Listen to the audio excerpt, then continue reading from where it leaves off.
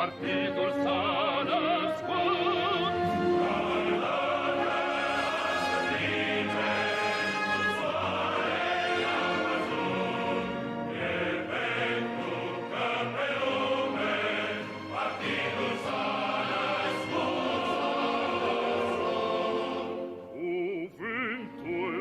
Ce știm noi din vremuri strămoșești, cuvânt de dor și luptă, de doine și povești. Dar dacă astăzi pacea e lege și sfut, e pentru că pe lume partidul s-a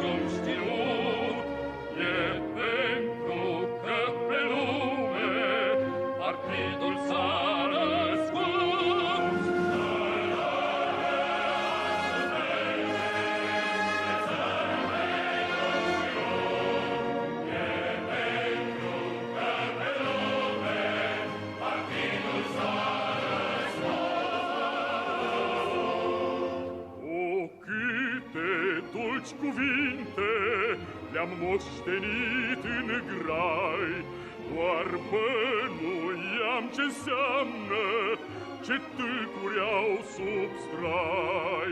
Dar dacă astăzi tâlcul de plin l-am priceput, e pentru că pe lume partidul s-a născut.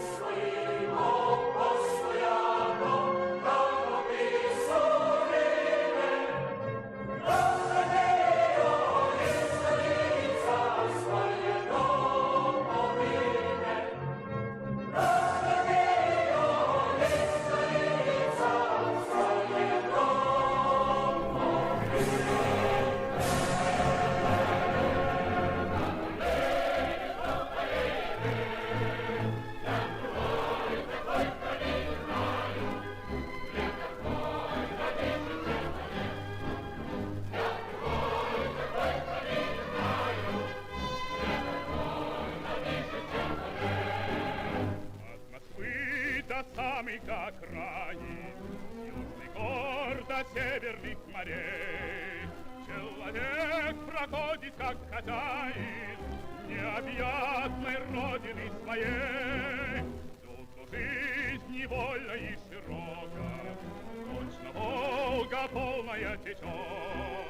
Молодым везде у нас дорога, старикам везде у нас почет.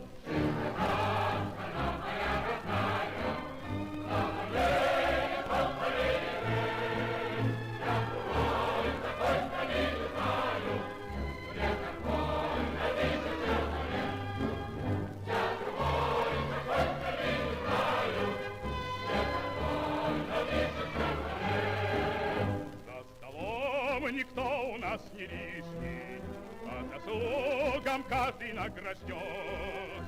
Золотыми буквами мы пишем всенародный сталинский закон. Этих слов величие и славу никакие годы не сотрут. Человек всегда имеет право на учение, подвиг и на труд.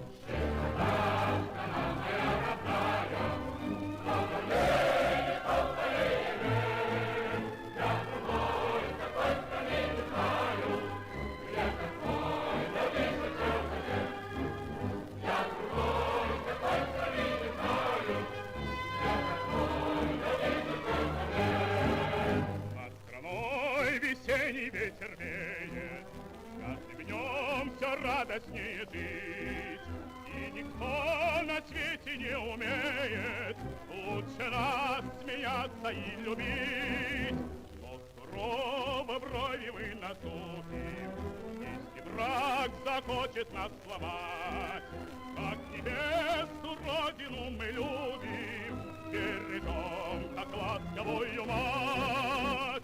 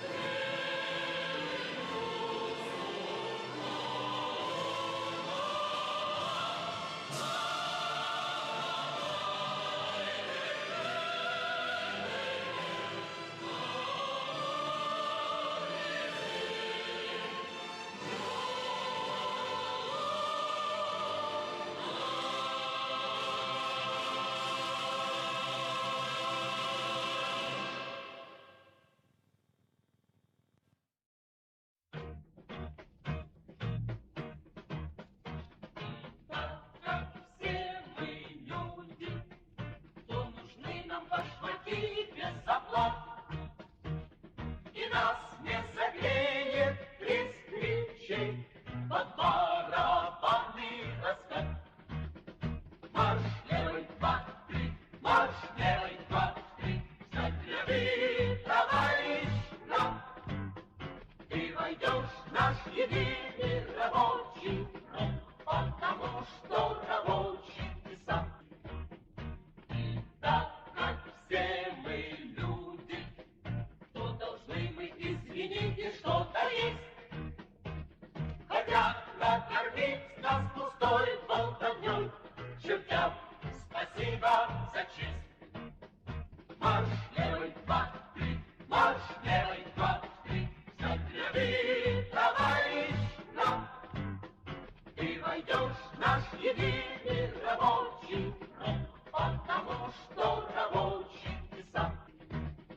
И так как ты рабочий, то не жди, что нам поможет другой.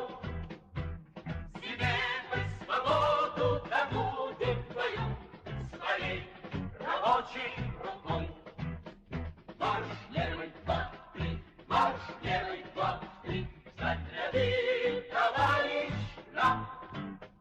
Ты войдешь в наш единый рабочий фронт, потому что рабочий ты сам.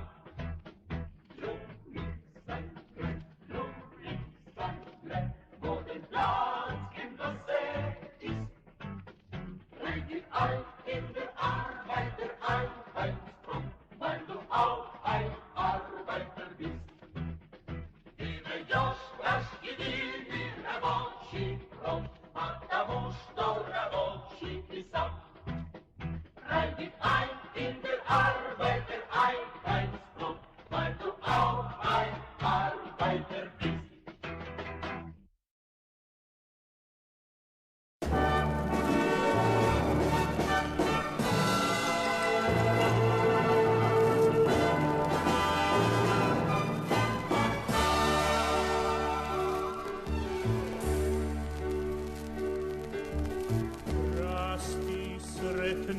Pod słońcem rasti jasla ma dzieci, rasti i cvietaj zemljoradnih ljudi i neka mir nad tvojim ljudima vlada,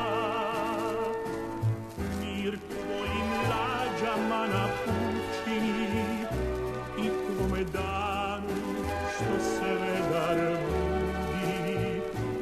Rasti sretna da svi narodi vide, sa strana svih, sa juga i sjevera, kako se rađa i kako se voli, kako se brani zemlja proletera.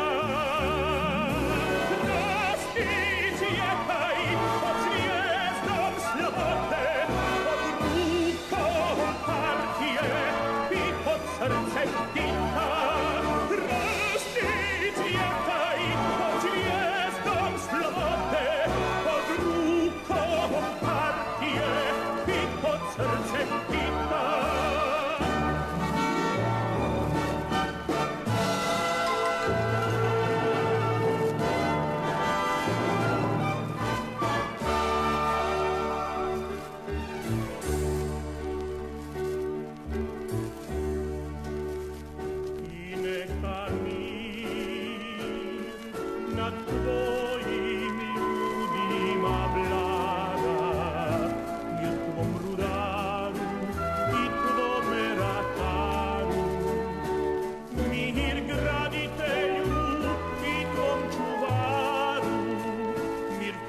Sreći u vodi i u zraku, u pjesmi strojeva i u sjaju žita.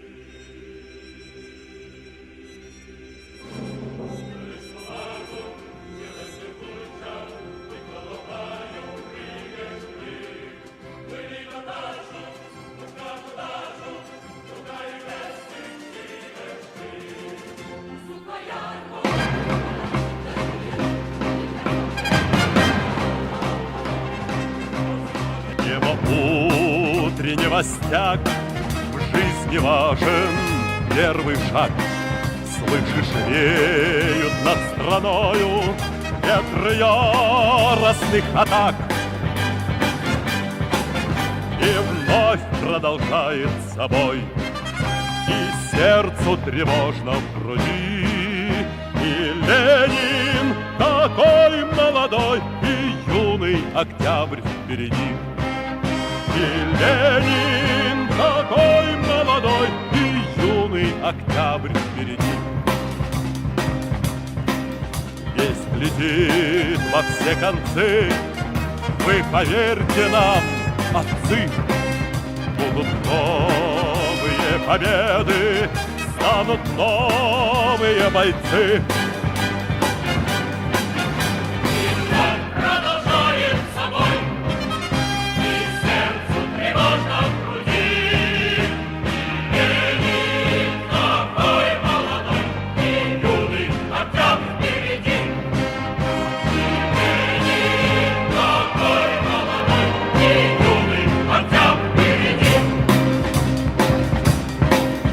Неба милости не жди, жизнь для правды не щади. Нам, ребята, в этой жизни только с правдой по пути. И он продолжает собой, и сердце тревожно в груди. И Ленин такой молодой, и юный октябрь впереди. И Ленин такой молодой, и юный октябрь впереди. Не стой, снегопад, не летит верный богат. Сами юности планеты осенили свой отряд. И вновь продолжает собой, и сердце тревожно в груди. И Ленин такой молодой, и юный октябрь впереди. И Ленин такой молодой, и юный октябрь впереди.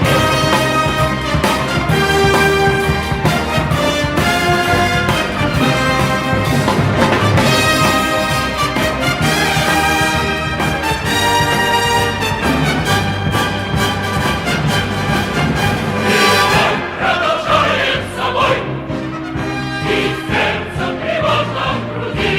И Ленин такой молодой, и юный октябрь впереди. И Ленин такой молодой, и юный октябрь впереди.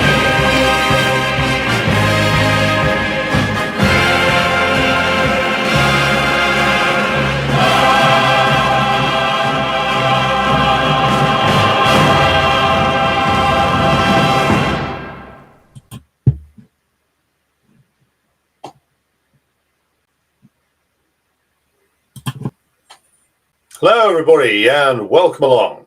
It is the evening of the 17th of July, 2025, and here we are today with a live stream featuring all latest on Donald Trump, Jeffrey Epstein, the den of inequity known as the US Congress, and much, much more. So be sure to like and share this stream if you haven't done so already. We already have a couple of hundred of you watching on YouTube, Facebook, Twitch, X, Rumble, etc.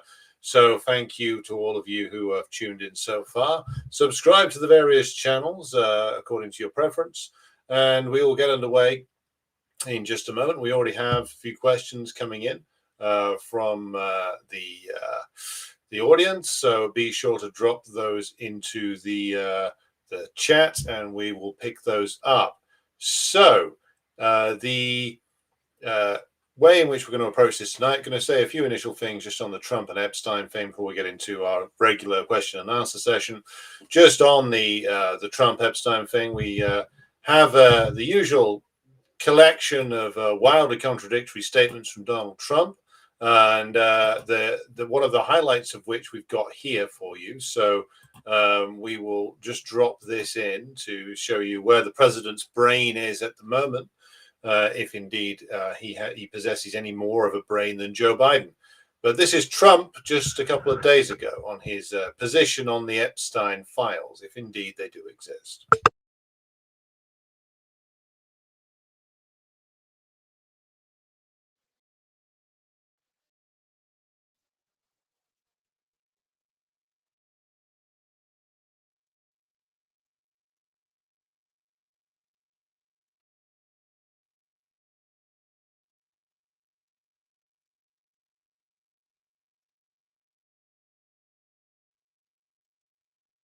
Evidence for something like that, and I think the Attorney General has handled it very well. Did she tell you? What did she tell you about the review? And specifically, did she your name appear in the?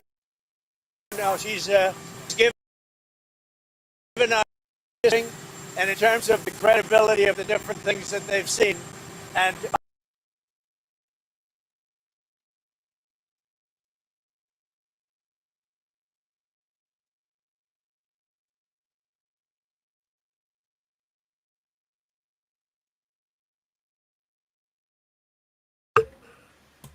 Right, hang on. Apparently there's a sound problem, so just bear with me a moment and we'll see if we can get that back. Let's see.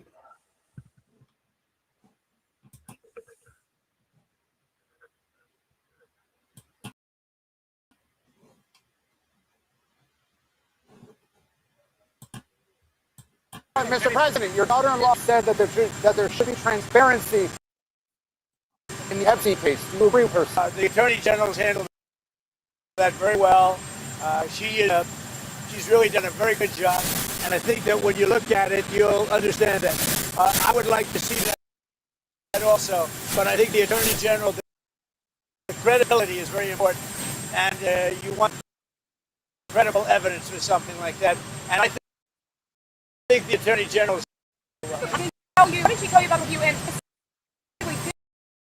did she tell you at all that your name appeared? She's very quick for everything they see, and I would say that these files were made up by Comey, made up by the Biden. We went through years of that with the Russia hoax, with all of the different things that we had to go through. We've gone through years of it, but she's handled it very, very well, and it's going to be up to her. Whatever she thinks is credible, she should release. Yeah. Okay, so glad you all enjoyed that. That's Trump's nonsensical ramblings, but in essence, what he seems to claim there is that the files were made up by Comey, Obama, and Biden. Now, first of all, let's put the usual hell falling on this, which is it's not always possible to tell just what the fuck Trump is going on about at any given moment in time. But he appears to suggest there that the idea that there were files at all was made up by Comey and Obama and Biden, and tries to link it to the Russiagate thing. Now, the Russiagate thing was transparently false. That was all made up by former and serving intelligence officials, most of which had served both under Obama and previously under George W. Bush. But the Epstein case is, of course, real. Epstein was convicted of a series of sex crimes. Epstein went to prison, where he died. Before that, Epstein was under a very loose version of sort of, shall we say, an open prison regime, where he went to work every day and continued to sexually molest teenagers. And Epstein, of course, his estate has been sued repeatedly by various different victims. J.P. Morgan, the mega finance capitalists, paid out a huge amount of money, I believe it ran over $200 million, to victims who'd been trafficked by Epstein for the, shall we say, perverted edification of J.P. Morgan executives. So this isn't something that was made up. This is something that, of course, is not only real, but has been proven even in the bourgeois courts to be real. That Trump's original Labor secretary during his first term, Alexander Acosta, went on record as saying Epstein belonged to intelligence. So it's not made up by Obama or Biden or anybody else. So I have no idea quite what he's suggesting there, unless he's trying to say that the whole thing is now a hoax, in which case, if he's trying to do that, then he's clearly completely lost his mind. Because, of course, the messaging around this campaign was his campaign was some of which was all about like, oh, we're going to fight the DC elites, we're going to fight the pedos, etc. None of which was, of course, ever true. Does raise the interesting question, or two interesting questions. Of one, why, of course, Trump won't release this and won't release the details or of what the FBI, CIA, and multiple other intelligence officials are hiding with regard to Epstein. Now, this can be answered quite quickly. Trump, much like any other president, is not going to be able to release those files, even if he was determined and ordered them to be released. Just the same way that Trump's orders on releasing the JFK assassination files has released some historically interesting information, largely related to Cuba, it must be said. But is the stuff about, shall we say, all the CIA connections going to be released? No, because an awful lot of that will have been destroyed already, and a lot of it is locked in a vault far below the surface of Washington, D.C., or perhaps somewhere else, and it will never see the light of day this side of an American revolution, truth be told. And no president would order the release of this because, first of all, there's a very strong chance that Trump is in the mix himself on this one. He has been shown to have flown on Epstein's private plane. And not only that, you don't have to go too far to find that Trump himself is wrapped up with Epstein. There's photos like the one in the thumbnail of this episode of them partying together. So this isn't a mystery by any stretch of the imagination. This is a clear and proven, photographically proven case of Trump being directly associated with Epstein. So that's not even the real reason why it's not being released. That might be part of the reason. The real reason is that if they release this, the US working class, and indeed the US petty bourgeois as well, would get another view of the den of Marquis de Sade-like perversions that is the US Congress and the wider US power elite, to use the old C. Wright Mills term, and the US ruling class, in that so many of them were caught up with Epstein, and also that Epstein wouldn't have been the only one running a sex and espionage ring, wasn't the only pimp for various members of the government agencies, the intellectuals, the ruling class themselves.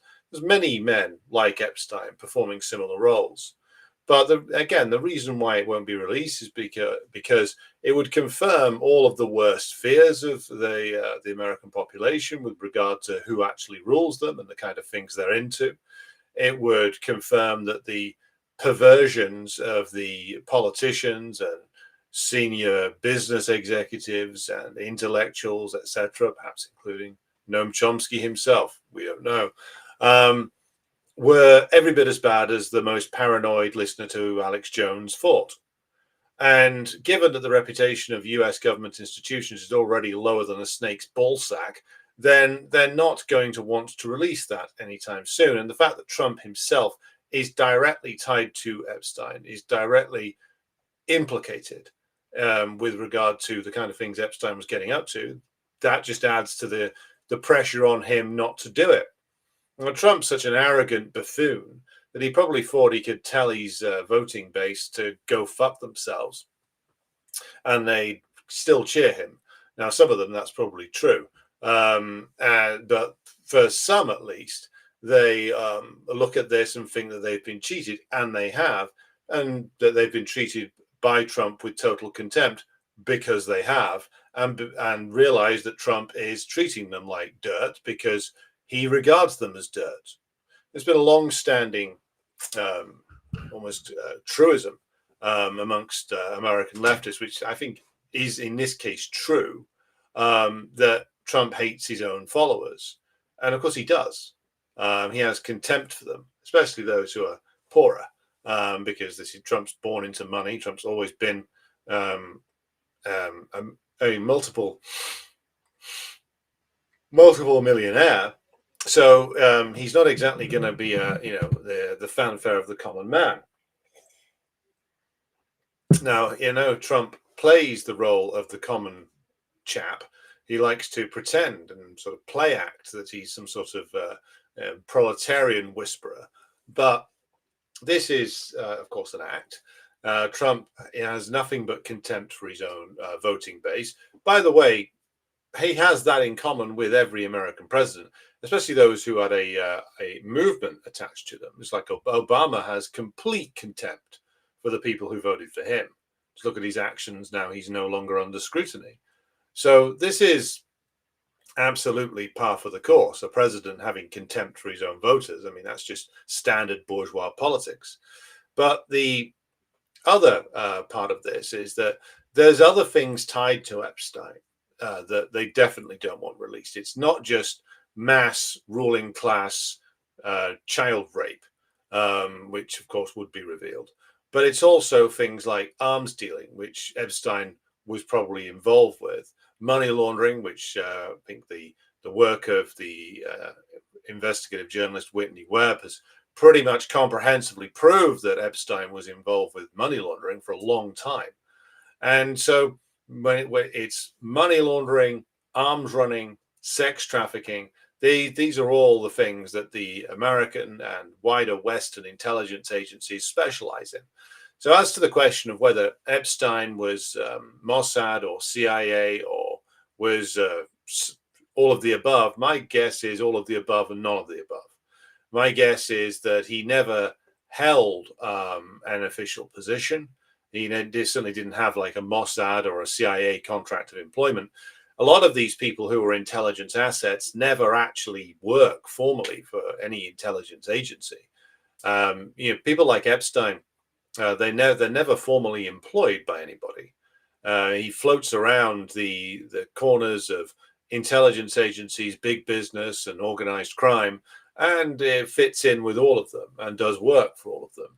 I mean, this is where I would again argue that Whitney Webb's work is very valuable, even if I don't agree with her political conclusions from all of this. But the research is very, very good and something that we should all make ourselves familiar with.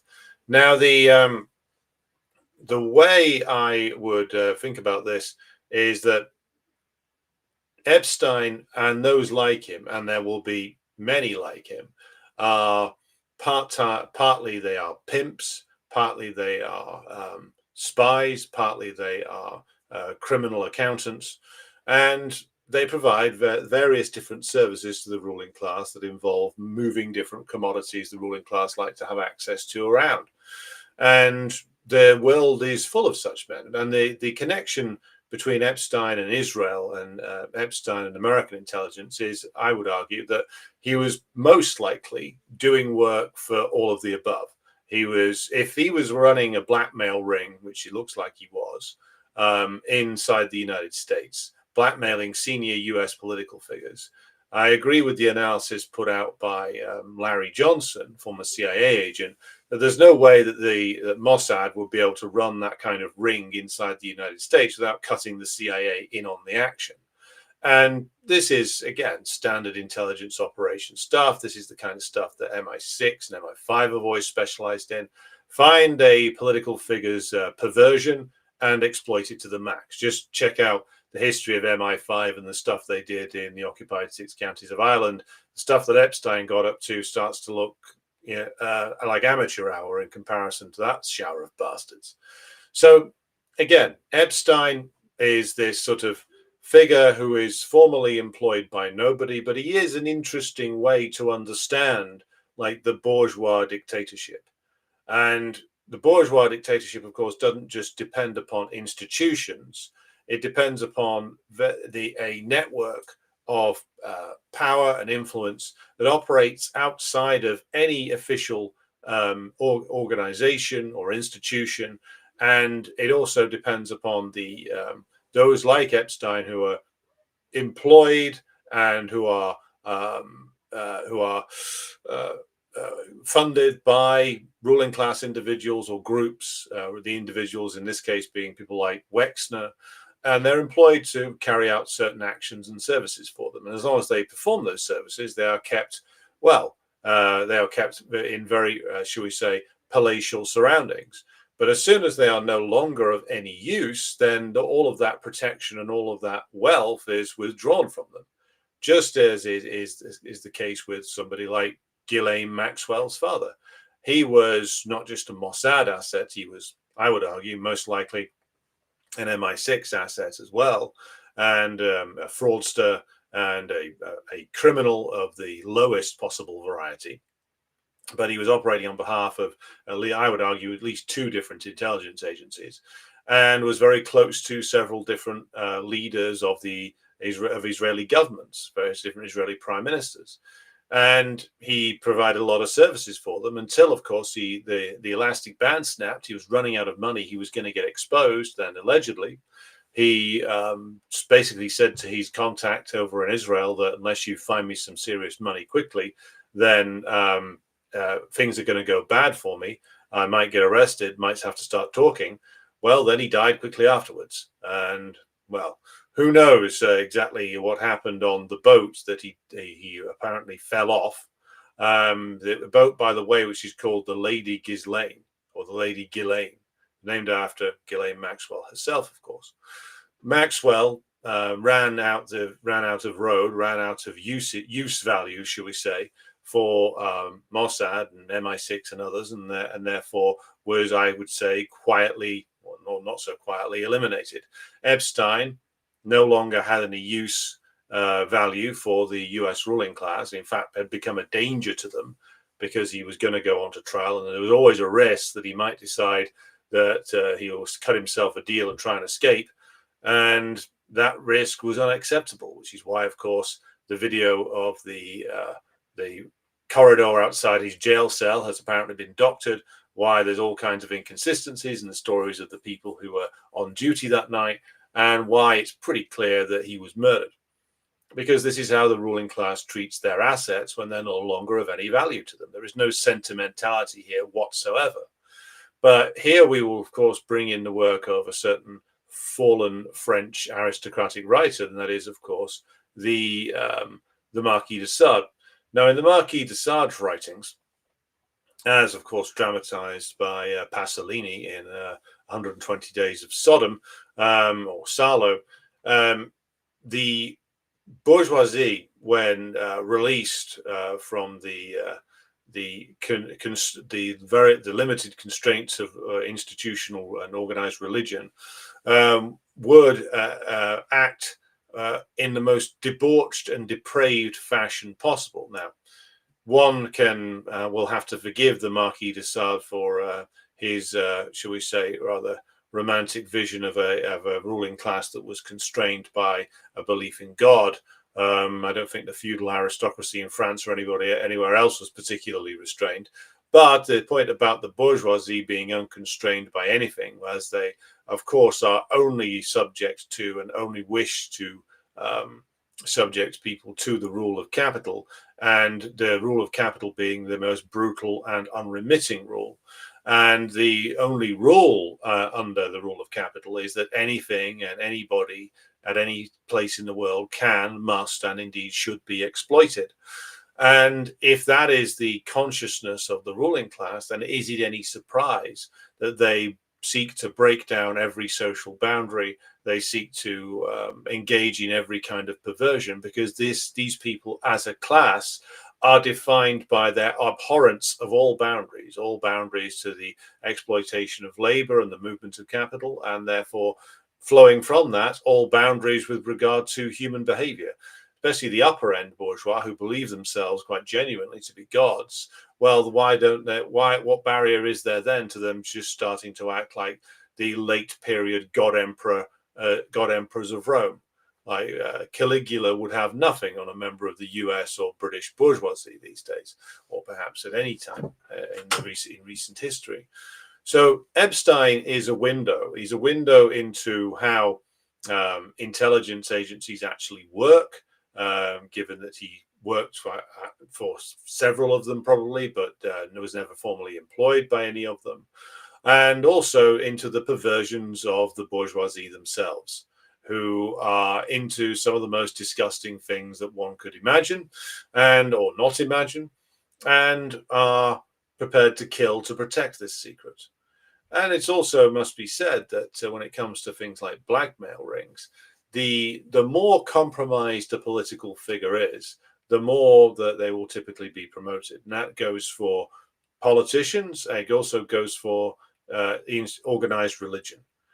So those who carried out horrific acts of sexual abuse inside the Catholic Church, for instance, might have been moved around, moved out of the area they were doing the abuse in into a new parish, hidden away somewhere. But those who got promoted weren't just the perverts, it was the ones who covered up for the perverts.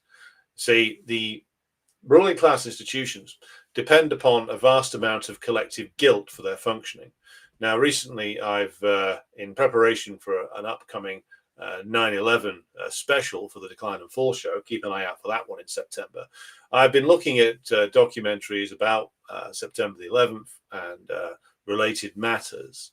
And one of the things that struck me was the way that in the aftermath of 9/11 and up to the point where the official report was released, the heads of the intelligence agencies and law enforcement agencies inside the United States who were accused by the official report and in the official explanation for 9/11 being a failure of the imagination. They failed to imagine that the aircraft could be flown into buildings, which of course we all know isn't true. But even if we go with the official explanation, shouldn't it be the job of intelligence agencies and law enforcement officials to, I don't know, imagine what could happen, or at least draw upon things that had actually happened in the recent past? And no one ever lost their job. No senior official in the intelligence agencies or law enforcement agencies ever lost their job over the attacks on the Twin Towers and the Pentagon and the supposed crash in Pennsylvania. Nobody.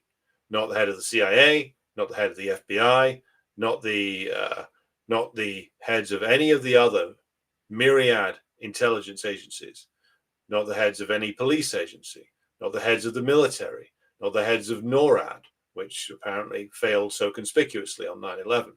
So why is that? Is it just a case of mass bureaucratic arse covering?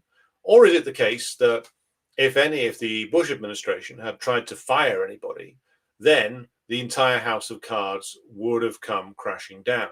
Because all of these people, whether it's George Tenet, whether it's Bob Mueller, whether it's Cheney and Bush themselves, Condoleezza Rice, Donald Rumsfeld, etc., the heads of the military, chairman of the Joint Chiefs of Staff, etc., if any of these people was made to carry the can for 9/11, then there's a good chance that some of them might have actually started talking about other people who had a certain amount of responsibility. And before you know it, everybody's talking. See, the only way that they could have survived after 9/11 was to engage in a mass denial of guilt. Even if we go with the official explanation, which of course we should not, they couldn't sack anybody, because the moment you sack somebody, you run the risk of them talking. Just as now with this Epstein thing, the reason it won't get released is because it incriminates far too many people. Far too many people. And if any of them went down, there's a good chance that to save themselves, like Epstein, they might start talking. And then suddenly would be getting a whole load of people hanging themselves in jail cells using tissue paper. And this is how ruling class conspiracies, partly how ruling class conspiracies survive. They survive because the collective guilt of all of the senior people engaged in conspiracies is so great that they have to either stand together or hang separately. And if they start hanging each other out to dry, then they know that they'll all get dragged down, which is why when you start seeing them try to hang each other separately, you know that a major crisis is underway. And I would argue that the Epstein row, which is, of course, being cynically manipulated by the Democrats, who were never going to release it themselves, but now they smell a chance to embarrass Trump, they'll probably push it a bit further themselves. What's going on, though, is, of course, the same thing that's been playing out for many, many months, nay, years. And that is, of course, the crisis within the US ruling class itself. And that relates to a deeper problem, which is, of course, the crisis of US imperialism since at least 2008, a crisis of profitability, the attempt to regenerate profitability by successive presidential administrations, Obama, Trump, Biden, Trump again, all of which have failed. The crisis facing US imperialism, because, of course, it cannot win its proxy war in Ukraine. It cannot win its proxy war against Iran. And the war that they want to have against China is not looking particularly good right now. So this is a severe crisis. The Democrats couldn't solve it. Trump and the Republicans won't be able to solve it. And this is part of the reason why they're all biting and taking lumps out of each other now, because they've got a serious problem and nobody really knows what to do. And Trump is, of course, an outgrowth of that crisis. He has proven to be a con man who was always a con man, who was never going to solve this crisis. He pretended that he could. Just as in Britain right now, we have Nigel Farage, who's a sort of similar figure to Trump, running around pretending that he can solve this crisis, when of course he cannot in a million years. And that'll become obvious really quickly if he ever gets into office. And so what happens is when they are unable to solve these crises, they all start squabbling and falling out with each other, and they all start to get one over on each other, dragging things into the light of day. Now, there's some precedents for this, given dating all the way back to the 1990s. For instance, the Clinton scandal is interesting, partially because, of course, the having sexual relations. I'm going to do the Clinton impression now. I did not have sexual relations with that woman, Miss Lewinsky.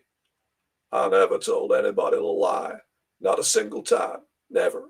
The bringing out of Clinton's perversions into the open air is an interesting one, because he wasn't doing anything that previous presidents hadn't done. George H.W. Bush, for instance, had a very long-term mistress who used to accompany him on various different postings rather than Bush's wife, Barbara. That's pretty widely acknowledged now. We all know about JFK and his various different affairs. Apparently Nixon was faithful to his wife, which is, it's the one thing in his favor. We go all the way back even further. Warren Harding basically had a series of, shall we say, ladies of negotiable virtue coming in and out of the White House. Various other presidents have had mistresses, prostitutes in there, all kinds of standard ruling class activity. The 90s are an interesting one, though, because what the Republicans ended up doing by bringing out Clinton's perversions into the open air was essentially dragging bourgeois politics down into the sewer, where it already was in the eyes of the working class. But there used to be a certain gentleman's agreement between the Democrats and the Republicans that stuff like presidential affairs didn't get brought out into the open. What happens in the 1990s is something that's interesting, because the Republicans, in order to keep winning, in order to actually keep their party viable, couldn't just run on corporate tax cuts and shredding of regulation and the privatization of Social Security, even though, of course, they believe in all of those things. They needed to do something to have that populist edge. You don't get to be elected without, in a serious way, in any of the bourgeois democracies, without pretending to be a populist. This is probably is most likely a legacy, I would say, of the 1960s, and the sort of the way in which rebellion is presented to us in this sort of abstract fashion. We're revolting against something. What is it? We don't know. And the way in which bourgeois politicians have adopted the language of revolt and rebellion, even to advance a quite reactionary agenda. And this is something that the Democrats do this. They are sort of the left version of this.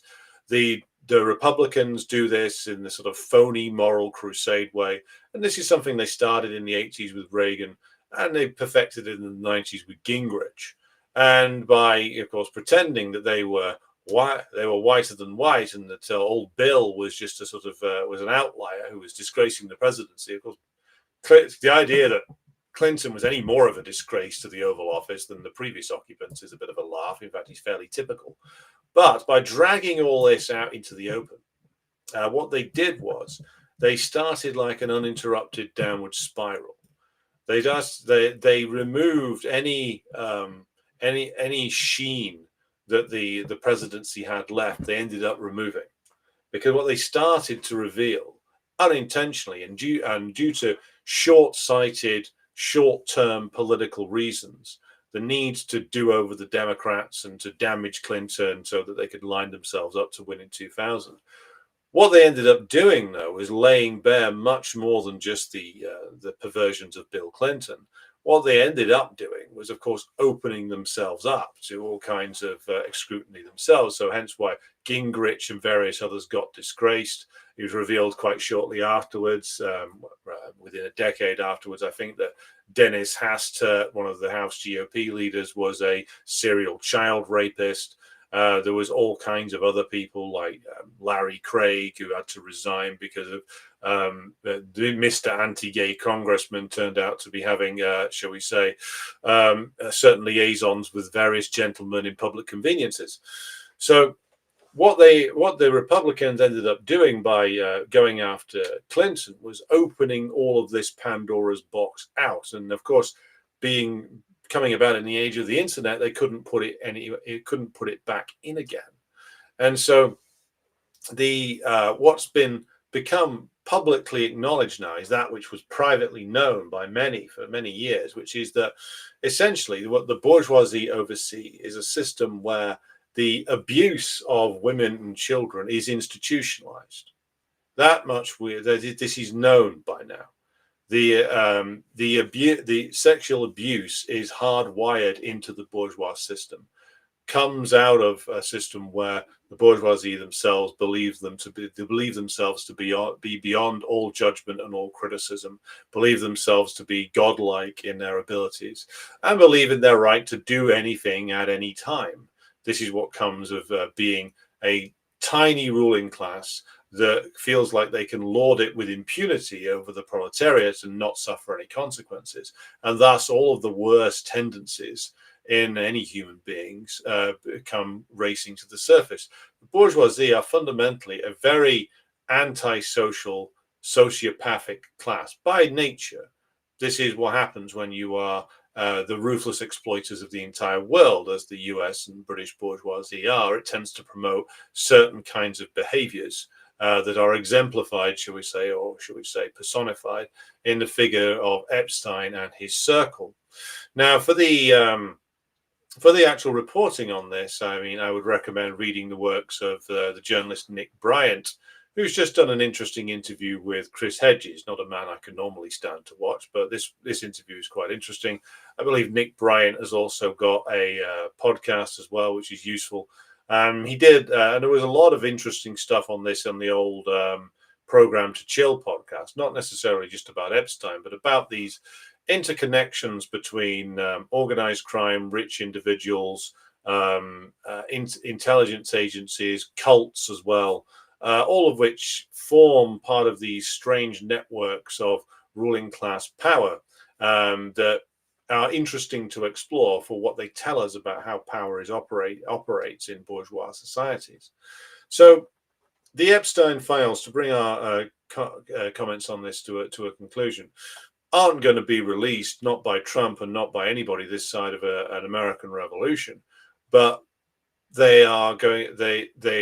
Each bourgeois side on this is going to keep posturing and gesturing about them. We may end up with more information coming out as the two sides vie for popularity as we approach midterm elections, and the Democrats suddenly try to dump this whole scandal on Trump, even though, of course, they are as much up to their necks in this as anybody. As revolutionaries, we should observe this and use any information that comes out to underline our point, which is that the ruling class, this bourgeoisie, due to the nature of the hyper-exploitative system they oversee, are some of the most cruel and perverse monstrosities to have ever walked the earth. Now, whatever evil crap you think they're doing, they're probably doing so much worse. And again, it's worth making the point to any worker who is rightfully disgusted by this, that the source of all evils is always the ruling class itself. And that is something that we must, of course, never tire of repeating. Right. Okay. So we'll come back to the Epstein story in the future, I'm sure. Plenty of more stuff to say. Maybe it'll be visited on Decline and Fall as well, where we'll have to confirm on that. So we have a few questions that have come in so far, so I will have to catch up on those. So let's see.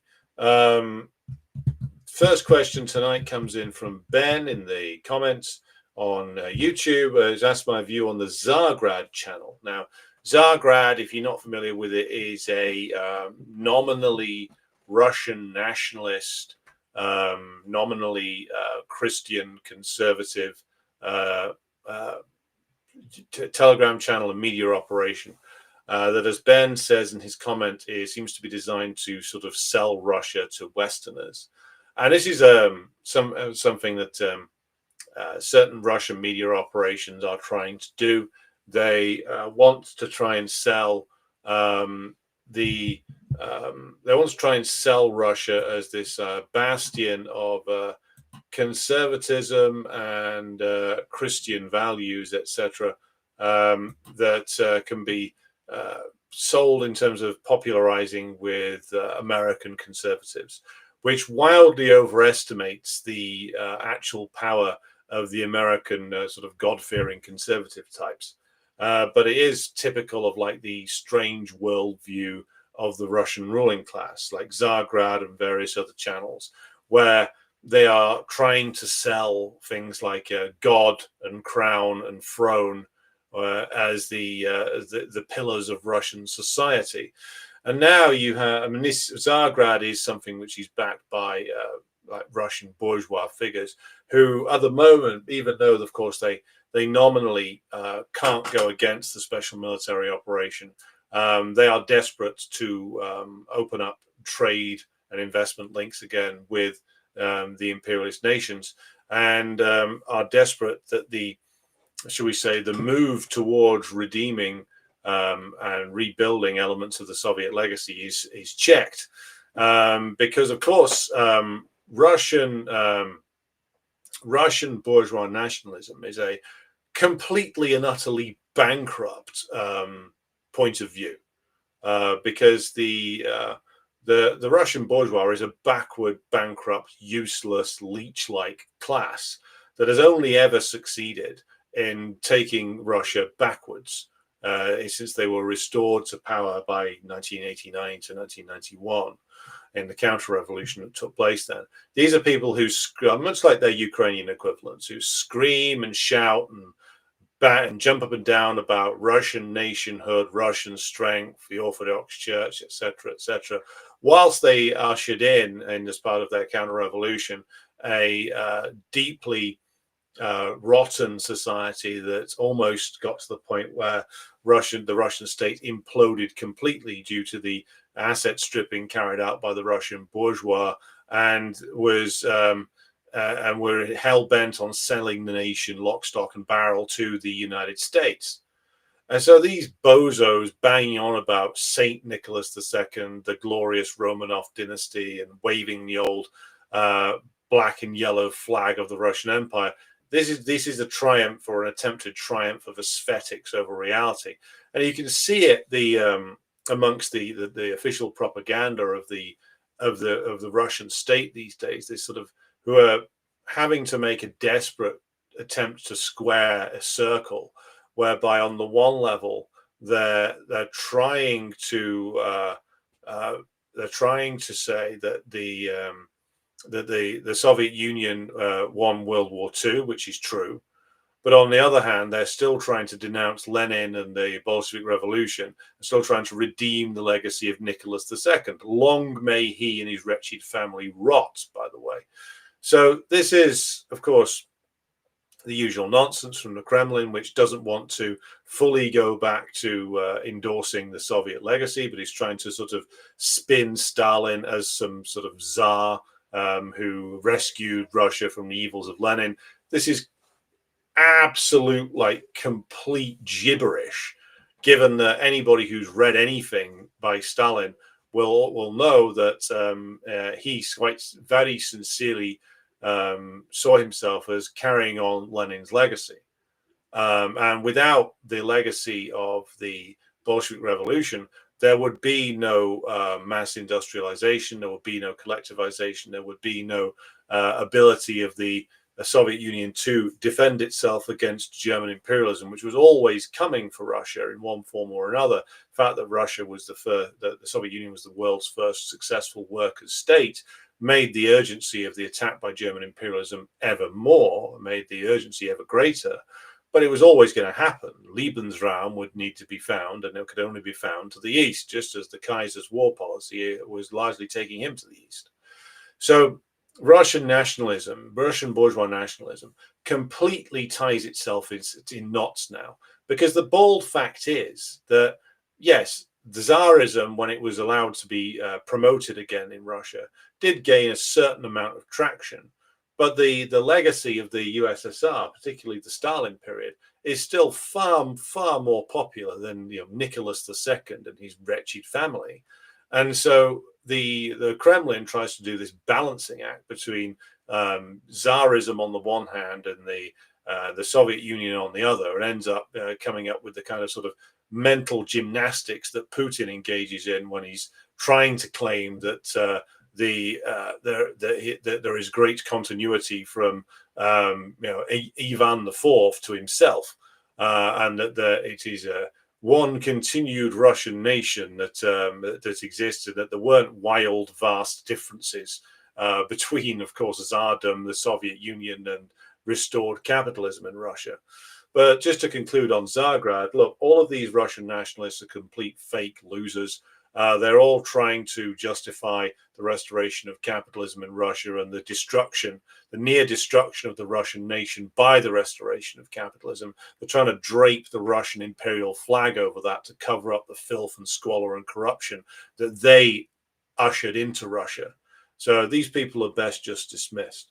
Right. Next question comes from Chandler, who asks us my opinion on Lavrentiy Beria, which is an interesting question, given that Beria was accused of being a murderer, essentially a serial killer by some people, and a paedophile by others. He is accused of that. As Chandler notes in the question, Grove of Fir has, to a certain extent, defended the reputation of Beria, and I've read like quite a little bit of Grove of Fir's work, and it seems that what he does is he contests the very wild lies that were told by Khrushchev mainly and others about Beria being responsible for all these crimes, and that Khrushchev told such a bunch of wild lies makes a proper investigation into the role of Beria rather difficult, but we'll have a go. What we do know is that Yagoda and Yezhov, the previous heads of the NKVD in Russia, in the Soviet Union, were both convicted of being saboteurs themselves, agents of the imperialists or agents of the Trotskyite right conspiracy. And certainly Yezhov was. And Beria was brought in not to advance the purges, but also to stop them, essentially. Because as Fir himself and as Arch Getty notes, the purges had essentially run out of control and were getting to the point where mass executions were being carried out. Now, they were being carried out for various different reasons. They were being carried out partly because the first secretaries of the CPSU were using it as an opportunity to purge their enemies. That's what Khrushchev was doing in Ukraine, for instance. There was also the fact that there were right and Trotskyite elements in the party hierarchy and in the security service, using it to create as much chaos as possible, which is arguably what Yezhov was doing. And Beria was brought in when the Soviet leadership realized what was going on, to put a stop to that, and to stop the executions, and to stop the situation running out of control, which is what had been happening. So the idea that Beria was the one doing the Great Purge, that isn't true. He was brought in to actually stop it. Now, as to the accusations that he was a serial killer, a paedophile, these kind of things, again, we, as far as I have seen, and I can only reference like things that are written by Grover Furr and translations I've read from like the KPRF's various media outlets. There's no clear evidence that he was a paedophile. There's no clear evidence that he was a rapist. Now, to again quote Grover Furr, the lack of evidence of something doesn't mean that it didn't happen. Just because there's no evidence of something doesn't mean that something didn't happen. What it means is there's no evidence. And anything we do without evidence is just guesswork. So we don't know if any of those accusations against Beria were true. What I can say is I've never seen any evidence that there was. Now, certainly there are also very wildly different schools of thought within Russia itself, and more widely about, well, what was Beria's political orientation? Because there are some that said he was wanting to continue along the line that Stalin wanted to go along, which was to push for a new purge of the party hierarchy due to the dangers of revisionism and deviationism, and this is the reason why Khrushchev and co. decided to lever him out of power. And it's also the reasons why they choose to pour like all of these buckets of filth all over his historical reputation. That's what some say. Others, like Molotov himself in his biography, as told to Felix Chuev, Molotov remembers.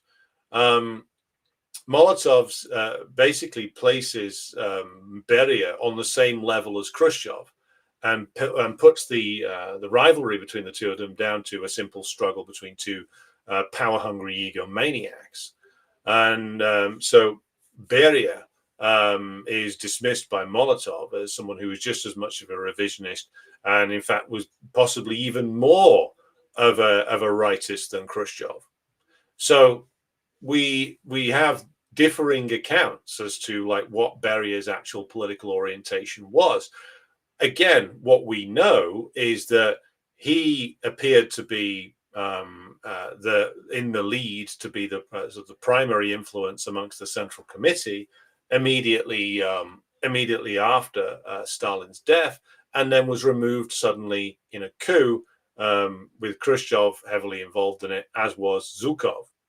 Now, we certainly can see that due to the fact that Khrushchev spent so much time in the so-called secret speech at the 20th Congress, blaming Beria for all kinds of things that were wildly exaggerated or just made up, that certain members of the Khrushchev faction certainly wanted to bury the reputation of Beria forever. Why that was is an interesting question. Is it because they were appalled by his behavior? Well, judging by the kind of people who were attracted to Khrushchevite revisionism, I would say probably not. Was it because Beria had been the head of the NKVD when some of them and their friends were subject to repression? That's more than possible. In fact, I would argue that's the most likely explanation for that level of frenzied denunciation. Now, again, I don't at the moment have time to investigate the reputation of Beria. I am going to try and get an interview sorted pretty soon on this channel with Grover Furr himself So that would be an interesting discussion to have him on and to talk about what actual evidence does exist against Beria that he was planning some rightist conspiracy to essentially do what Khrushchev did, but in an even more aggressive sense in terms of basically capitulating to the West, or him being a Gorbachev figure. I mean, judging from what I know of the man's reputation, I would say that's doubtful. But again, I don't know enough about it as yet. So, thanks to Chandler for that question. Question comes in from President Jesus.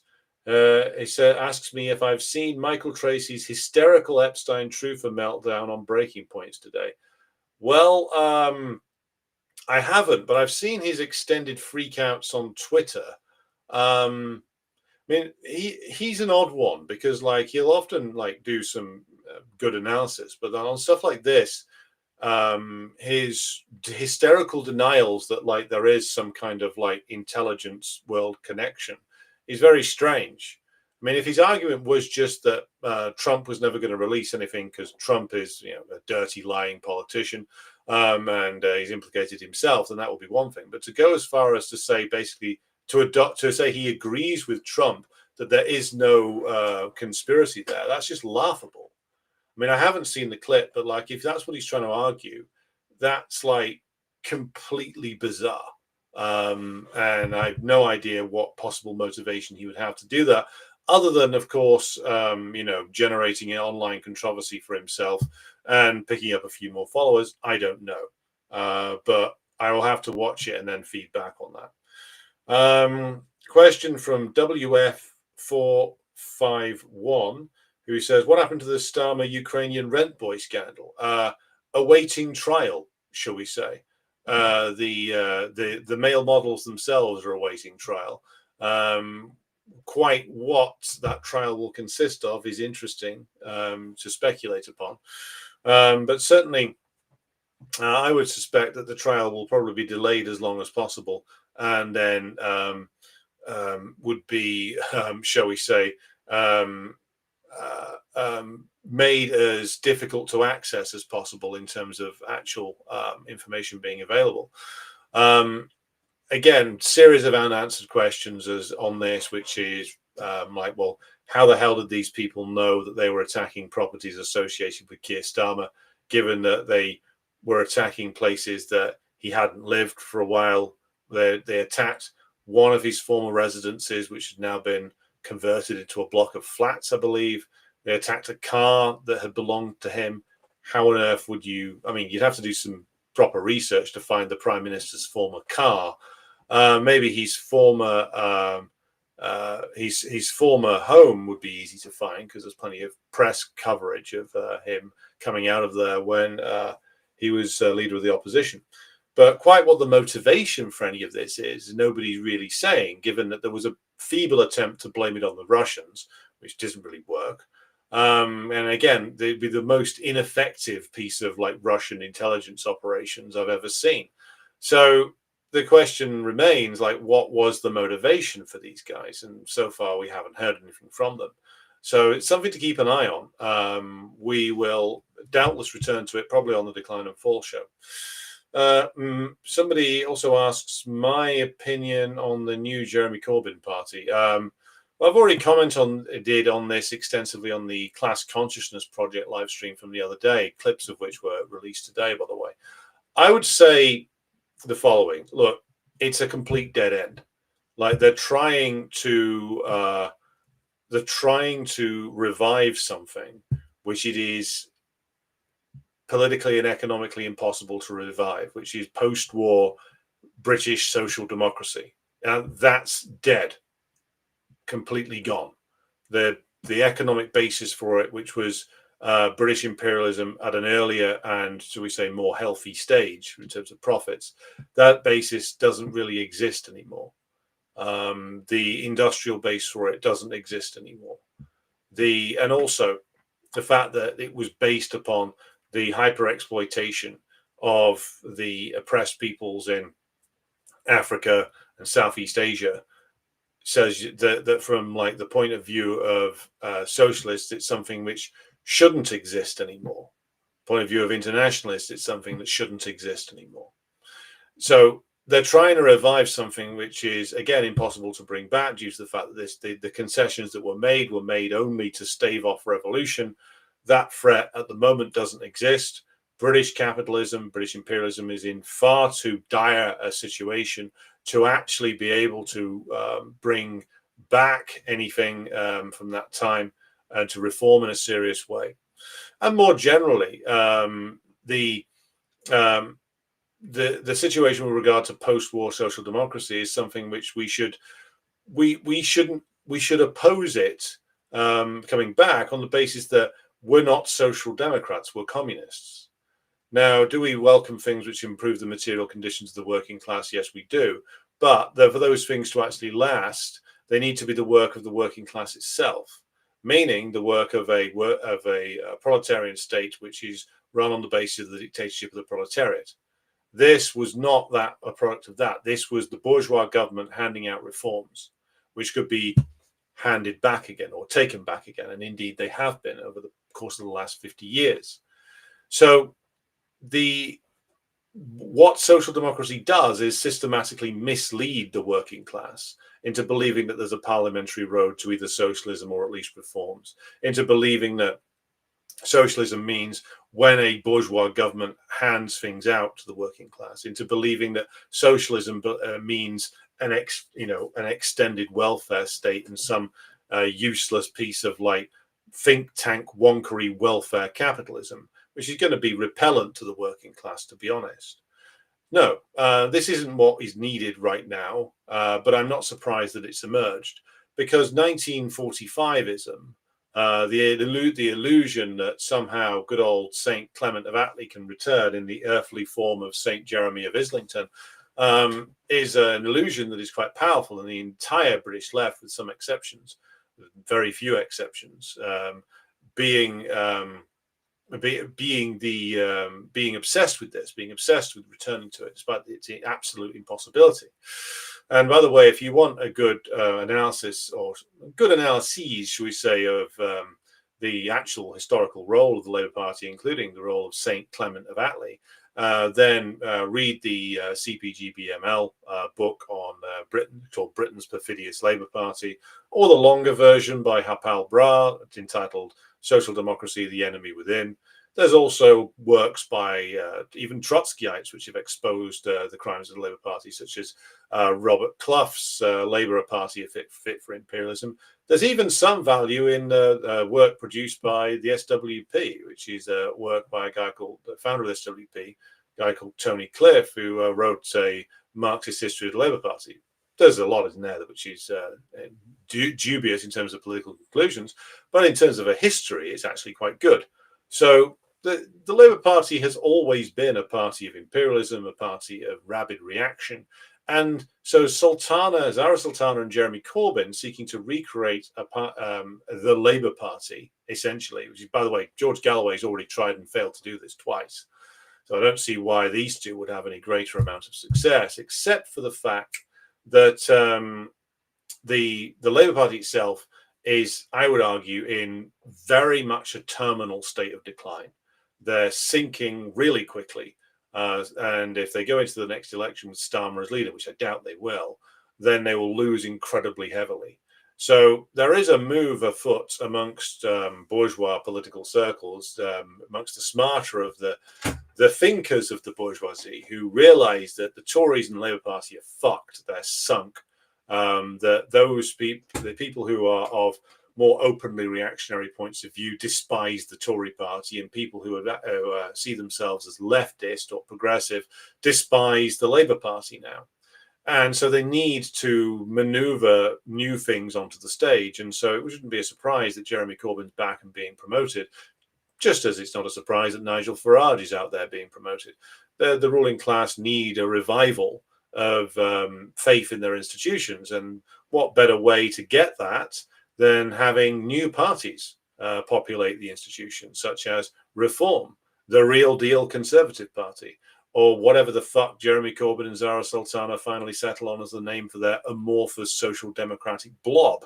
Maybe that could be the name of the party. Vote amorphous social democratic blob for a vaguely more positive vegetable patch.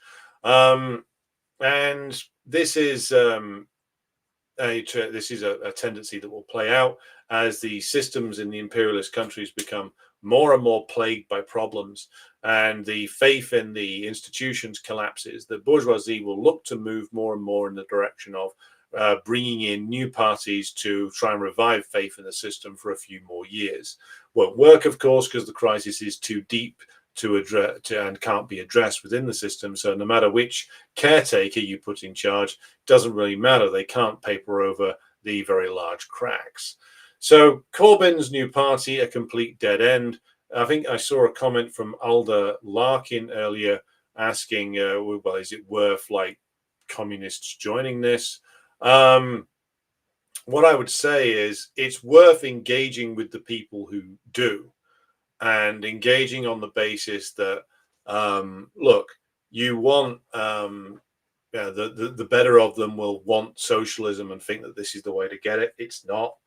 But I would argue that it would be good to have positive relations with those who are sincere, and to put forward our own program to them, to say, look, that Corbyn's milk and water nonsense is going to address nothing. What if this party is going to do anything? It needs to adopt a much more radical program, so sort of the minimum program of a communist party, for instance.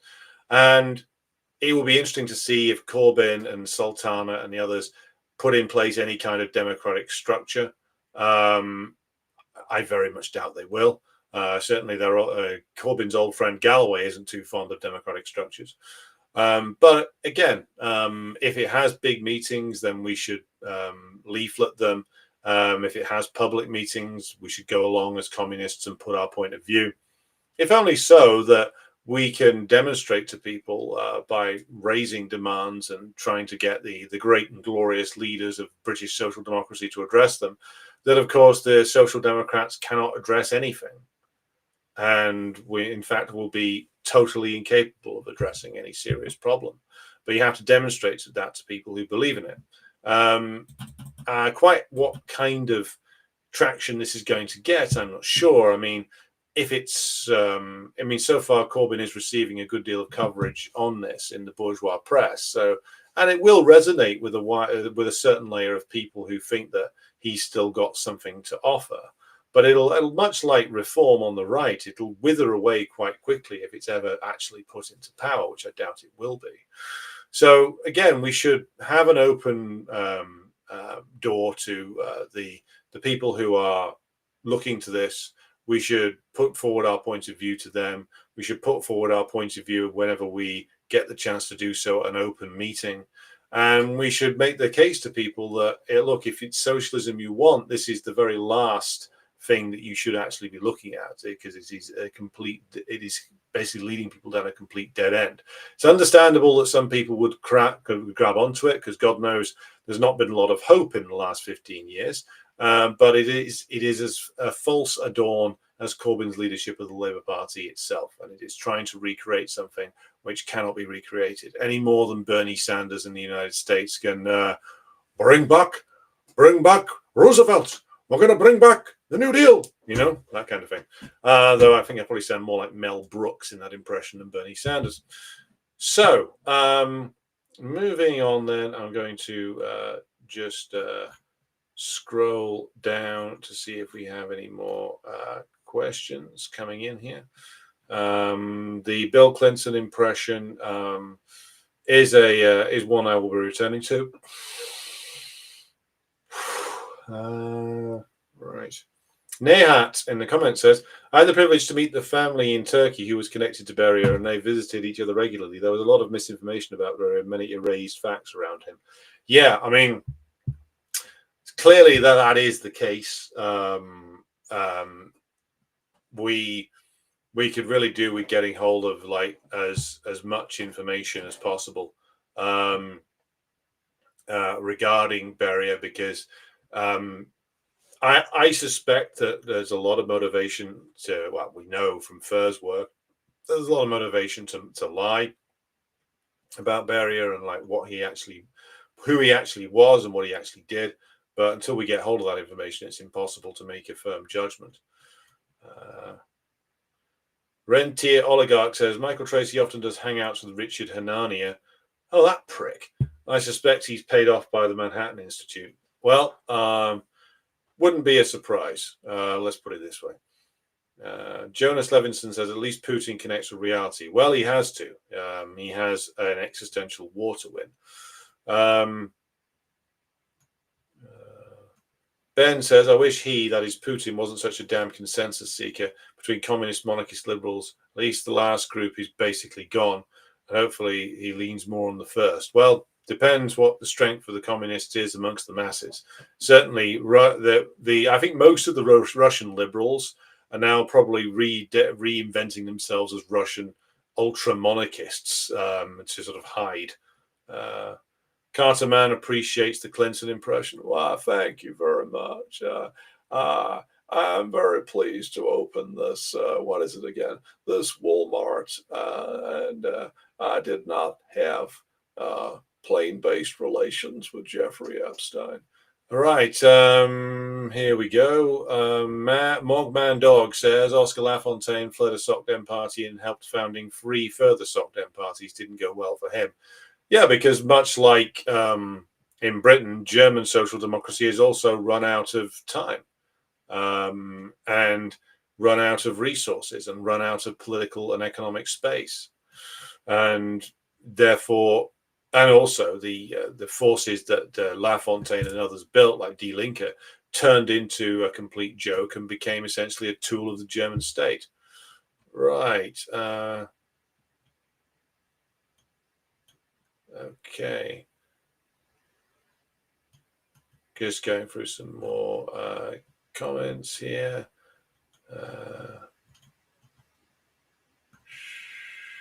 David King says Corbyn will bow to the imperialist crown. Very true. CJ says I had an argument earlier with a lad who simply will not move on from JC even after reading the Class Consciousness Project article. Ridiculous. Some people can't move on from JC and it's a fucking disease. I understand why some people are stuck on Corbyn, because let's bear this in mind. Corbyn was the personification of 100 years nearly of, well, actually 100 years of the great hope of like the British left, and or 70 plus year or 60 odd years at that in 2015, 64 years of the hope of like even the revolutionaries in Britain, the supposed revolutionaries, which was that a left winger would get hold of the Labour Party and would essentially lead a people's government of people's government in an anti-monopolist alliance. Sound familiar? And this would usher in a sort of British road to socialism, as the old Communist Party of Great Britain used to say. And Corbyn was the zenith of that. He's that's the apex of like the reformist hope. A left winger, a career-long left winger, and career being the operative word, had got himself to the top of the Labour Party and was going to institute some kind of socialist change. This turned out to be not be the case, but the fact that he was there, the fact that he came very close to winning in 2017, thanks to a phenomenally inept Conservative Party, and the fact that the ruling class essentially had lulled themselves into a false sense of security about things. But, you know, if he'd had got in, he'd have been chucked out of there quicker than, you know, Liz Truss. But I can see why people get stuck on him. Because, again, this is what, if you're on the left, this is what we were told was the path to socialism in Britain. If you're somebody who's lived their entire life without seeing any real political hope, then I can see why you would get stuck on that. But again, it's 5 years on from his fall now, his inadequacies, manifest inadequacies as a leader, and also not just him, but like the fact that the Labour Party is quite literally enemy territory for us, as was made clear by his leadership, should have been obvious to everybody by now.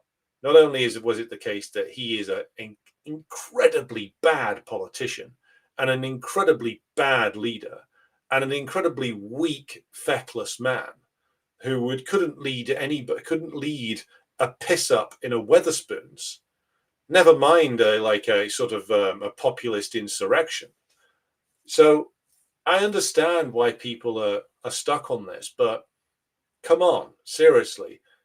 You don't even have to read our stuff. You just simply have to observe what he did. And let's just remind ourselves about what Corbyn did. Corbyn threw every single political ally he had under the bus when the reactionaries demanded it. He threw Ken Livingstone under the bus. He threw Jackie Walker under the bus. He threw Chris Williamson under the bus. And that's just the famous ones. He also allowed thousands of his own most enthusiastic supporters to be purged from the ranks of the Labour Party on the basis of a ruling class conspiracy theory, the bogus anti-Semitism scandal. He also allowed his leadership to be fundamentally compromised in a way that he knew very well would destroy his chances of winning in 2019 when he allowed Starmer and others to hijack the Brexit policy and declare in favour of a second referendum, which, by the way, was never going to happen, and Corbyn most likely knew it. But he allowed all of that stuff to happen. And the most criminal and unforgivable thing is the fact that he allowed all of his major allies to be isolated and politically destroyed. All of them. This horrible little, cowardly, wretched little man wouldn't fight for anybody, and he wouldn't fight for a single principle. And I know out there right now, there's probably somebody watching this and furiously clicking the dislike button and getting ready to talk about how he's a nice man who was betrayed by those nasty Labour right-wingers. Well, the Labour right-wingers have always been there, and they openly stand for the interests of the British ruling class. They openly stand for British imperialism. They openly stand for like the most reactionary tendencies in the so-called Labour movement. What the hell else did Corbyn expect them to do? You know what their move will be. They've made it many times. This is how they react whenever there's any threat to their domain. They would rather see they as agents of the ruling class would rather see the Labour Party destroyed than to see even the remotest chance of it posing a big moving out of the control of the ruling class. So you know all of these things. Corbyn, I think, knows these things. And yet he sat there like a stuffed dummy anyway and watched it all happen. He went around telling people to hope and believe, and he never lifted a damn finger to even fight for the platform that he was elected on. He never lifted a damn finger to seriously fight against people who quite openly said they were his enemies within the Labour Party. He never lifted a damn finger to oppose the attacks on his allies, and he never fought for a single principle. A single principle. He abandoned his commitment to the Palestinians completely. He surrendered to Zionism completely. He surrendered to British imperialism nearly completely, other than a few mumbled, muttering complaints. He completely embraced NATO. Completely. He embraced the renewal of the completely fraudulent British nuclear weapons program. He capitulated on every single thing that fucking mattered. So please, if you're out there and you're still twitching at criticism of the nice old man, he's not a nice old man. He's a fraud. He's a fraud who lied to us all. I was in the Labour Party. I joined it. I didn't believe that under parliamentary road to socialism, but I believe that it could essentially at least upset things a little. But he misled you all. He misled you all. He was never going to turn around and stick the boot into the Labour right, because that would have meant essentially destroying the Labour Party, which is something that he absolutely will not do. So give it up. It's over. Like this, the test on this has been run. There was nearly 5 years of this. There was 2 general elections. Yeah, he came close in one, but due to the fact that he would never, ever, ever take action against the people who were openly undermining the Labour Party's electoral chances, and would never make an appeal to the working class, and would never do things like go around like the poorest Brexit voting areas and make an appeal to them in a way that could bring them back, for fear of offending the wretched middle classes who periodically would say they were fans of his. He wouldn't do any of those things, because to do any of those things would mean getting in a serious fight with the ruling class, which is something he absolutely does not want to do. Yeah, he wants to sit on the back benches and posture and gesture and be regarded as a very nice man. So give it up. This old con artist took you for a ride. It happens. We all make mistakes. We all get involved in things that turn out to be a dead end. Leave it behind. For God's sake, like, read, just look at his record and stop making excuses for people who wouldn't piss on you if you were on fire. Jeremy Corbyn has as much contempt for his base as Donald Trump does. I'm just pausing for a second to let that sink in. Jeremy Corbyn is as contemptuous towards the people who followed him and treats the people who followed him as roughly as Trump does. Yes, he does it with a mumble and a side glance and a sort of a downcast expression, and with a jar of, cucumber jam that he grew himself or something. But he behaves no better towards the people who supported him than Donald Trump does. To reiterate the point, he let thousands of them be labeled as anti-Semites and be thrown out of the party. People's lives got ruined over that. People like had breakdowns over it. You want to excuse that? You want to make excuses for good old JC? How's that any better than what Trump has done to his base? It's not. In some ways, it's worse. So stop making excuses for this guy. Yes, getting hung up on him and seeing the transparent plots against him, it got a lot of people on his side. Well, turns out he was never on our side. So move on. Both him and what he represents is the past. It's done. It's over. It's not coming back. Move on. Now the choice is, quite literally, revolution or reaction. That's what faces us. There's no reforming this. You cannot reform British imperialism. It won't be reformed. The ruling class will not allow any imposition upon their power or their privileges. They will not allow reform. They would rather this island sink into the North Sea than for any mild reform to pass. Fine. They've made things completely clear to us, so we won't have reform. So we'll work for revolution. They've made it easy for us in that respect. The choice is clear. Stop kidding yourselves. Parliament does not work for us.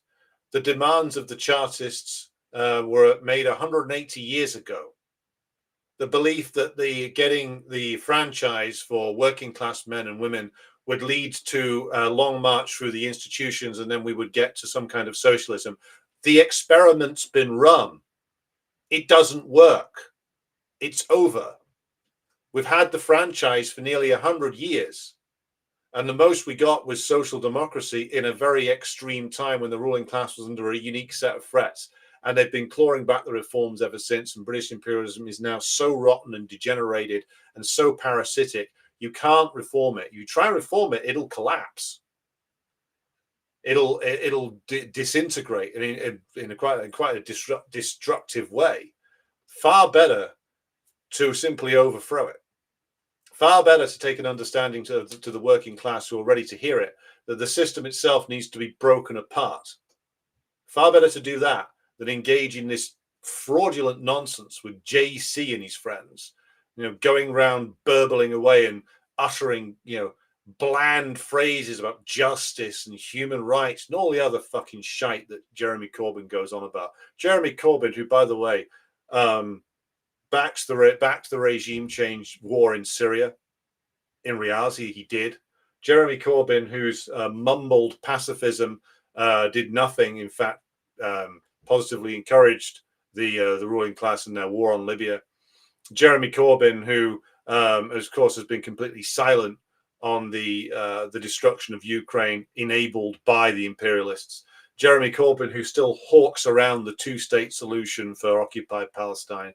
Jeremy Corbyn, and Zara Sultana, who promote the myth of the Uyghur genocide in China. These are the people who you want to lead you? Why? Why shortchange yourself like that? Why settle for these people who, even when they proclaim their opposition to the US, promote US imperialist and British imperialist propaganda? Why? Because you don't believe that the working class can be mobilized? Because you think it'll be too much hard work? Well, of course it'll be hard work. What else did you think it was going to be? You really think that by electing a few fucking Corbynite MPs to that den of inequity known as the House of Commons, that it'll make a blind bit of difference? No, it won't. It'll just mislead people. Stop misleading people and stop misleading yourselves. Right. That went on rather longer than I expected. Right. Did you watch the so-called Dead Man Switch video? Reportedly Virginia Guffray speaking from beyond the grave. Yeah, it looked like a cut-up job to me. I wouldn't take that particularly seriously. Ben says, Alex, in 10 years, a Chinese taikonaut or a Russian cosmonaut or both on a joint mission will step on the moon. Can you imagine the shrieking outrage we will see in the West? It'll be off the scale. Yeah, it'd be fun if they revealed that the Americans never got to the moon in the first place, wouldn't it? Yeah, that's a good one. And remember I think it was Darren Beattie, one of Trump's guys, who said that they'd forgotten the technology they used to get to the moon. I mean, I don't know if that's true, but it is an interesting question as to why the moon mission stopped. Was it that the US decided that they'd already made the point, that they got there and they didn't see the value in going back anymore? I don't know. But if anyone can confirm that they lost the technology, is that the official explanation, that they don't have the tech anymore that was apparently like as powerful as like a pocket calculator to get them there? Anyway, I'm not. It would just be funny if the Chinese just turned around one day and went, "Oh, by the way, turns out Stanley Kubrick did direct this on a backlot in Hollywood. They were never there." Right.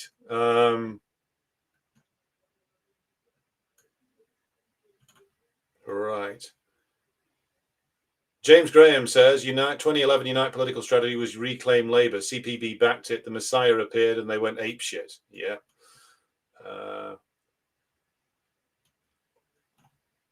Right. Just scrolling back through some things here.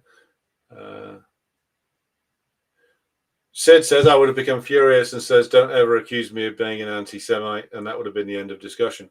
Or, I mean, he could have done what, I'm not a fan of Galloway by any means, but could have just taken one of these fucking people to court. I mean, I think he did, but he should have, shouldn't have tolerated the behavior of people like Ian Austin and the others who were just transparent state agents. If apparently Austin would come up to Corbyn and shove his finger in his chest and get in his face and all that, to which I know Corbyn was getting on a bit, but he could have employed the services of somebody, shall we say, younger and more vigorous as basically a bodyguard, and says to someone like Austin, if you shove this finger in our direction again, I will grab it and break it. Because basically that's how you've got to deal with these people in the end.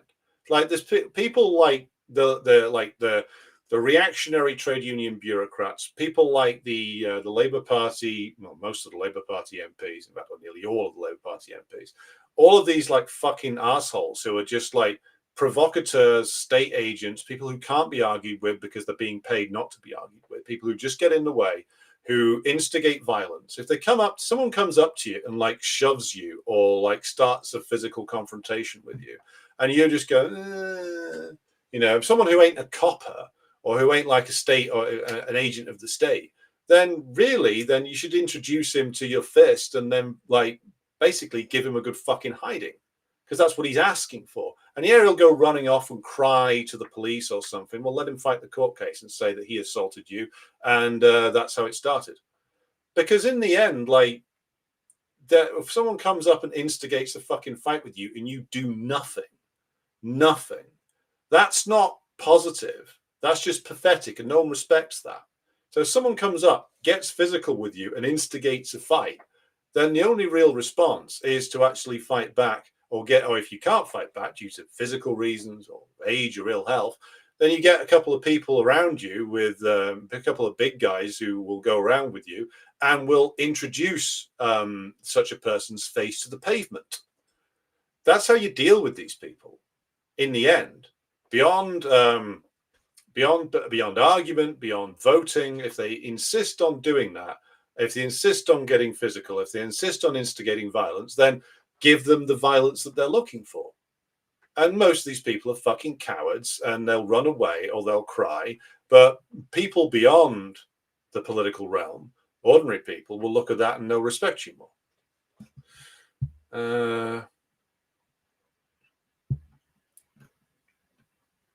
Okay, Almir says I need to clip the Corbyn part. Yeah, I probably do, don't I?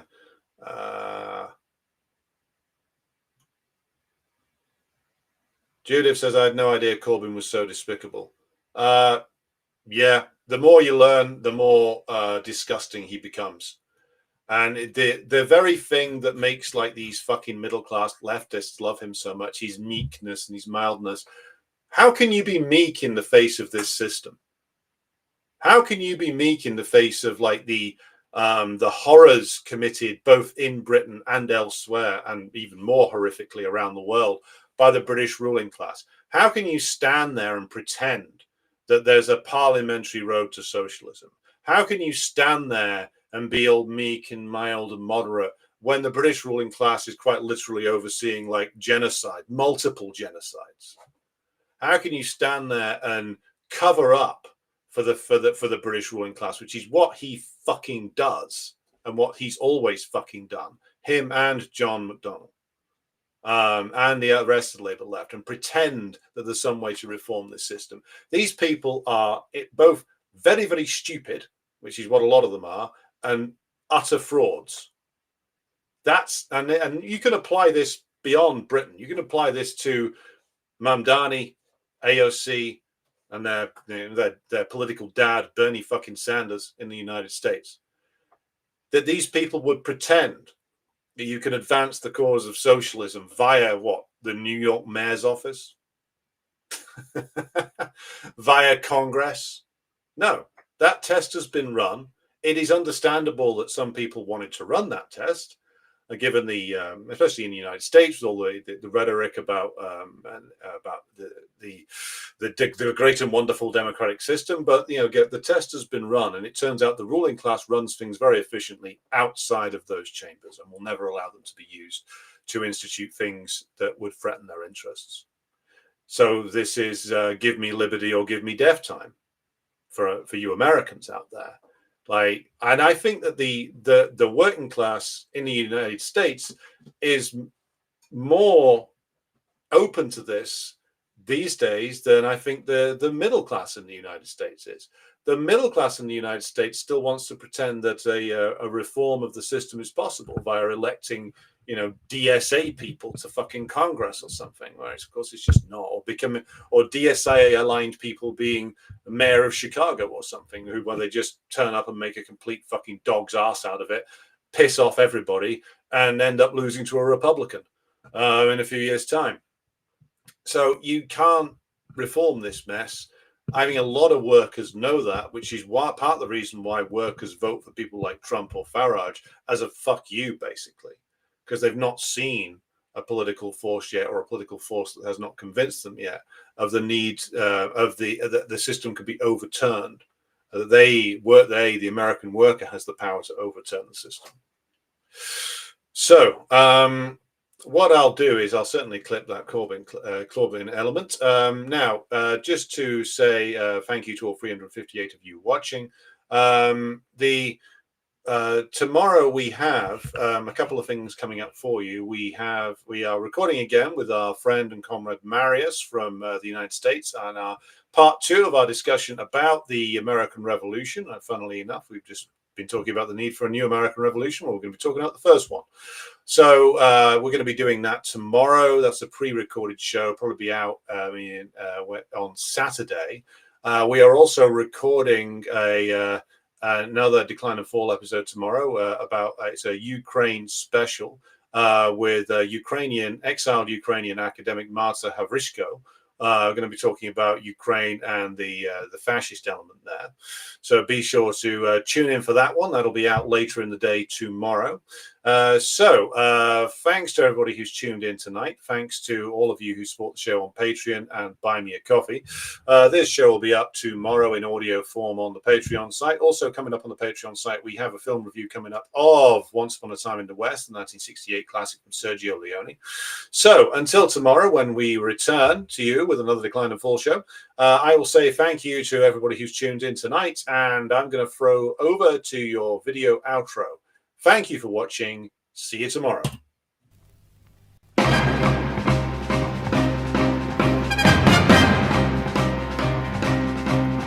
Небо утреннего стяг, в жизни важен первый шаг.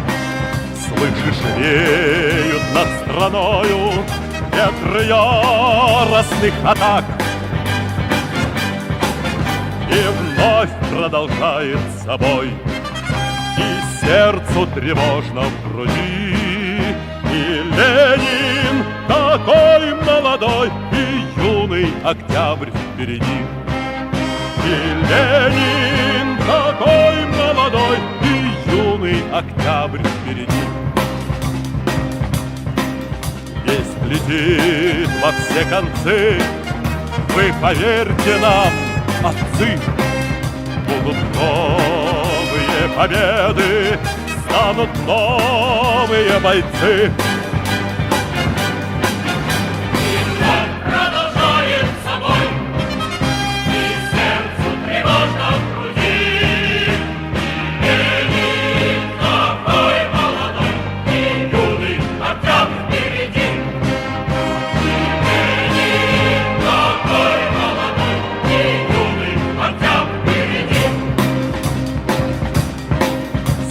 Милости не жди, жизнь для правды не щади. Нам, ребята, в этой жизни только с правдой по пути.